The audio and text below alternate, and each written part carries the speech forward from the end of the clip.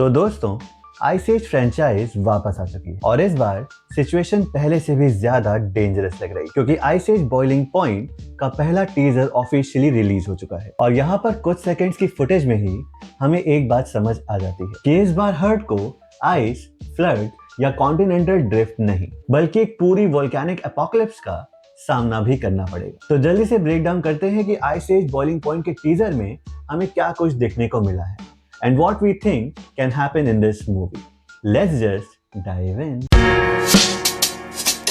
अगर तुम भी 2000 की जनरेशन से बिलोंग करते हो तो चांसेस है कि आइस एज फ्रेंचाइज तुम्हारी चाइल्डहुड का पार्ट रही होगी। Manny, Sid Diego, Scrat, Crash, Eddie और बाकी हर्ट्स के साथ तुमने भी ग्लेशियर्स क्रॉस किए होंगे, डायनासोर्स का सामना किया होगा और कॉन्टिनेंट्स को भी टूटते देखा होगा। लेकिन अब लगता है कि ये फ्रेंचाइज अपने सबसे डेंजरस चैप्टर में एंटर करने वाली है। इस टीजर की ओपनिंग ही काफी ज्यादा शॉकिंग सी है। हम यहाँ पे देखते हैं कि मैनी, सिड डिएगो और बाकी सब वोल्केनिक इरप्शन के बीच फंस चुके हैं। आसमान में बर्फ के टुकड़े उड़ रहे हैं, जमीन टूट रही है और हम सारे ही कैरेक्टर्स को वोल्केनो से इरप्ट होता देखते हैं। इस फ्रेंचाइज का नाम हमेशा से आइस एज रहा है, मगर यहाँ पे एक आयरॉनिक पॉइंट आ जाता है क्योंकि इस बार सबसे बड़ा थ्रेट आइस नहीं बल्कि एक्सट्रीम हीट और वोल्केनोज हैं और इसीलिए टाइटल बॉइलिंग पॉइंट सबसे ज्यादा फिट बैठता है। और सबसे पहला मेजर मूवमेंट जब हमें देखने को मिलता है वो आइकॉनिक नट और उसके पीछे आ जाता है स्क्रैट जो हमेशा से उसके पीछे पड़ा हुआ है। और फिर एक मेजर मूवमेंट आता है मैनी और सिड का। जब आइस का टूटा हुआ टुकड़ा मैनी के सर पे लगता है, उसका ट्रंक जाके लगता है सीधा सिड को और इसके रिजल्ट में सिड के मुंह के अंदर एक मक्खी चली जाती है विच मेक्स हिम चोक। और सच कहूँ तो ये एक क्लासिक आइस एज ह्यूमर है जहाँ लाइफ थ्रेटनिंग सिचुएशन के बीच कैरेक्टर्स की स्टूपिडिटी और उनका बैड लक कॉमेडी क्रिएट करता है। मगर इस टीजर का सबसे ज्यादा इंटरेस्टिंग एस्पेक्ट सिर्फ कॉमेडी ही नहीं है। अब क्योंकि यहाँ पर मेजर थीम है वोल्केनिक इरप्शन, तो देखकर लगता है कि यहाँ पर पूरा का पूरा इकोसिस्टम शायद डेंजर में हो सकता है, जिसका मतलब हो सकता है कि लॉस्ट वर्ल्ड जहाँ पर डायनासोर्स रहते हैं वो भी कहीं ना कहीं खतरे में आ चुका है। और अगर इस मूवी में जो इरप्शन हो रहा है वो कहीं ना कहीं एक चेन रिएक्शन भी क्रिएट कर देता है, तो मुझे लगता है कि पूरे प्री हिस्टोरिक वर्ल्ड का ज्योग्राफी ही चेंज हो सकता है। यानी कि यहाँ पर बस सर्वाइवल एडवेंचर ही नहीं बल्कि एक एनवायरमेंटल कैटास्ट्रोफी देखने भी मिल सकती है, of course in the comedy angle. और फिर आ जाता है बक और एली का सीन। यहाँ पर बक एक जलता हुआ वोल्केनिक फ्रैगमेंट देखकर सही टाइम पर डक कर लेता है, मगर वो छोटा सा फ्रैगमेंट बक को मिस करके सीधा एली के बालों से गुजरता हुआ जाता है और इस सिचुएशन में most of the people panic करेंगे। बट भाई यहाँ पर बक तो बक ही है क्योंकि वो यहाँ पर एली के बालों में लगी हीट को यूज करता है और वहां पर कुछ स्नैक्स रोस्ट करना शुरू कर देता है। And I think that was a very very funny sequence guys. और ये मोमेंट इसलिए भी इंटरेस्टिंग है क्योंकि ये कहीं ना कहीं तुम्हें याद दिला देता है कि ये जो बक है वो चाहे सिचुएशन कितनी भी ज्यादा डेंजरस क्यों ना हो, उसके लिए तो हर एक डिजास्टर एक एडवेंचर ही है। और ऑनेस्टली अगर लॉस्ट वर्ल्ड में डायनासोर वापस से मेजर रोल प्ले करने वाले हैं तो बक की इम्पोर्टेंस इस फिल्म में बढ़ने वाली है। प्रीवियस फिल्म्स में बकी वो कैरेक्टर था जो अननोन टेरिटरीज को नेविगेट करना जानता है और अगर हर्ट वोल्केनिक वेस्टलैंड और डायनासोर टेरिटरी के और भी ज्यादा डेंजरस रीजन्स में जाने वाली है तो बक उनका गाइड और सर्वाइवल एक्सपर्ट बन सकता है। फिर यहाँ पे बात कर ली one of the funniest moment की, वो ऑफ कोर्स जाता है क्रैश और एडी के सीन को। दोनों पॉसम्स पहले एक फ्लाइंग ब्रोकली से हिट होते हैं और फिर स्टोन से पमल्ड हो जाते हैं और फाइनली इरप्शन की फोर्स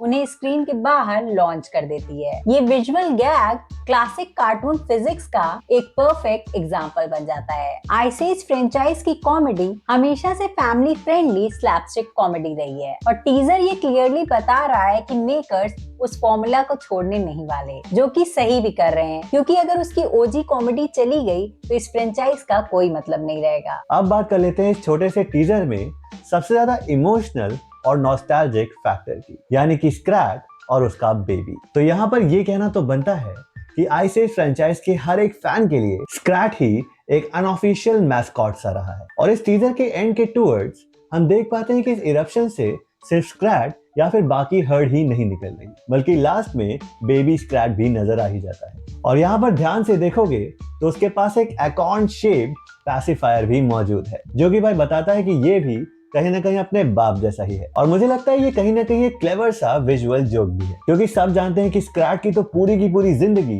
उस एक अकाउंट के पीछे भागने में ही निकल जाती है और अब ऐसा लगता है कि उसका जो बेटा है वो भी उस ऑब्सेशन की तरफ ही जाने वाला है। मगर देन अगेन यहाँ पर एक इंटरेस्टिंग सी थ्योरी भी आ जाती है, क्योंकि अगर तुम पुरानी सारी मूवी उठाकर देख लो तो वहां पर जितनी भी चीजें हुई हैं, जितनी भी कैलामिटीज आई हैं, चाहे वो फ्लड हो या दो भाई कॉन्टिनेंटल ड्रिफ्ट, हर एक चीज का मेन रीजन अकाउंट और भाई ये स्क्रैच ही रहता है। तो पॉसिबल है कि यहाँ पर जो भी वोल्केनिक कैटास्ट्रोफी होने वाली है और भाई जो भी चीजें यहाँ पर देखने को मिलेंगी which makes the ice as go to its boiling point, वो भी कहीं ना कहीं हमें लगता है स्क्रैच की वजह से ही होगा। और ज्यादा मजा तब आएगा जब ये स्क्रैच की वजह से नहीं बल्कि बेबी स्क्रैच की वजह से हो जाए, क्योंकि इस चीज का मेजर रीजन टीजर तो नहीं देता। बट भाई अगर तुम फ्रेंचाइज को जानते हो तो तुम ये भी अच्छे से जानते ही होगे कि यहाँ पर स्टार्टिंग हमेशा इसी वजह से होती है। पर जो भी होगा वो देखने में तो बहुत ज्यादा मजा आने वाला है। और विजुअली भी देखो तो ये फिल्म काफी ज्यादा इम्प्रेसिव लग रही है। लावा इफेक्ट, ऐश क्लाउड और जो डिस्ट्रक्शन का एसेंस है वो पुरानी आइस एज मूवी से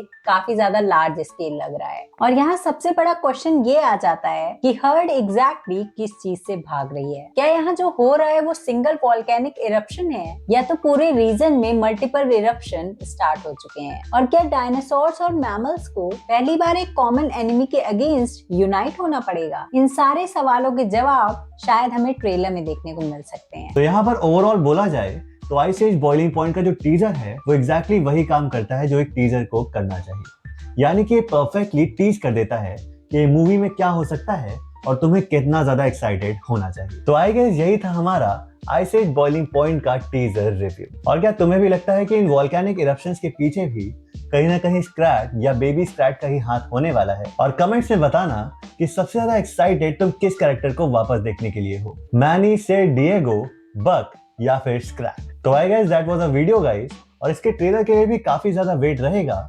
एंड एज ऑलवेज अगर ये वीडियो तुम लोगों को पसंद आया हो तो लाइक कर देना, शेयर कर देना, सब्सक्राइब कर लेना।